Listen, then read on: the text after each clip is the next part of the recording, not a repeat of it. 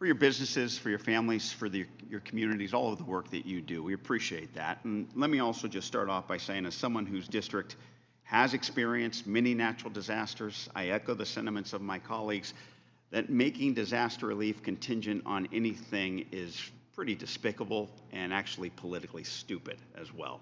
I understand the rhetoric, but doing that to vulnerable and defenseless Americans is absolutely un-American. Now, I appreciate your American stories, especially the fact that government has actually helped you. I think you've all provided some pretty nice stories, and we appreciate that. And I want you to know that we here, even though we're on this side of the aisle, we are rooting for you. We support you, and we want you to continue to succeed. But in order to continue to help you, to help our nation, we got to talk about how we pay for things. And if we don't, we just can't do a simple extension of the Tax Cuts and Jobs Act, their expiring provisions. Because if we don't, it's going to be hugely expensive. According to the CBO, as we've heard today, it could reach a $4.6 trillion price tag. And with the national debt already at $36 trillion, a deficit at $2 trillion for fiscal year 24, it is incumbent upon us to not only do something about our debt, we must do something to pay for any type of extension when it comes to the TCJA expiring provisions. I believe the American people don't want to have an unpaid tax bill, and a bill that will further disintegrate our country's finances and destroy our nation's credibility. A partisan deficit inflating tax bill is not the solution, and I hope that we instead focus on advancing bipartisan legislation that addresses the real challenges that Americans face by figuring out how we pay for those solutions. Now, when it comes to paying for itself, there have been plenty of estimates that have found that the TCJA has failed to do that. And the reason being is that while certain cuts can spur some growth, they don't spur growth at a rate high enough to offset the cost in revenue. Now, Mr. Duke, as you shake your head, how much would the economy have to grow to fully offset an extension of the TCJA?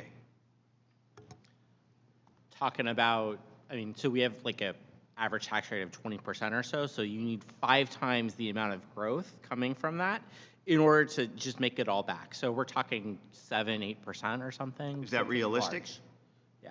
Is that realistic, and are the policies of the TCJA likely to bring about that growth? Yeah, absolutely not. CBO showed that it would shrink the economy in the long run.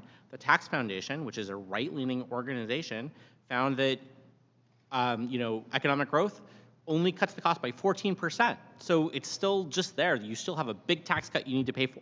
Now, it's also been floated that we can eliminate credits from the IRA as a pay-for, as you've heard, Mr. Duke, correct? Yes. What would the elimination of energy tax credits in the IRA do to the ability to expand our economy?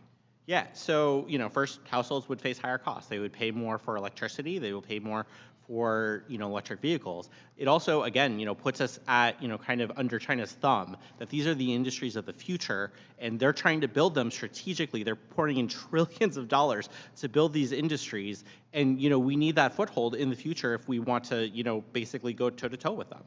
Now, the president-elect has proposed across-the-board tariffs of 10 to 20%, as well as a tariff of 60% applied to imports from China. Some have suggested that these tariffs could be used as a pay-for the extension of the TCJA.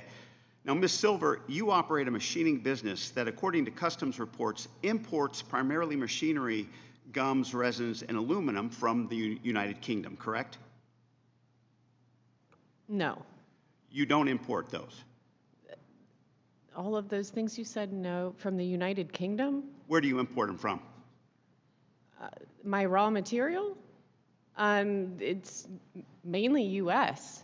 You don't have any imports to your business? I'm sure there are. We've had some bearing assemblies where we're sourcing bearings, and they're probably not all made here. Got it. But our majority of our raw material is made here. Got it. But if you did have imports, they'd obviously be subject to these tariffs, which would then lead to price increases for your business, correct?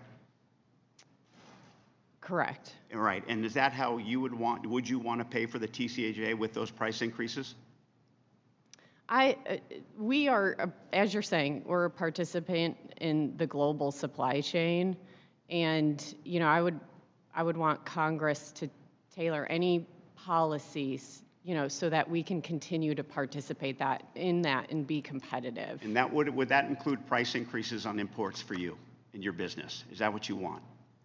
Well, no, I don't want any price thank you. I increases yield on back. anything. The votes are ticking down. I think we'll call on one more, and then we will recess.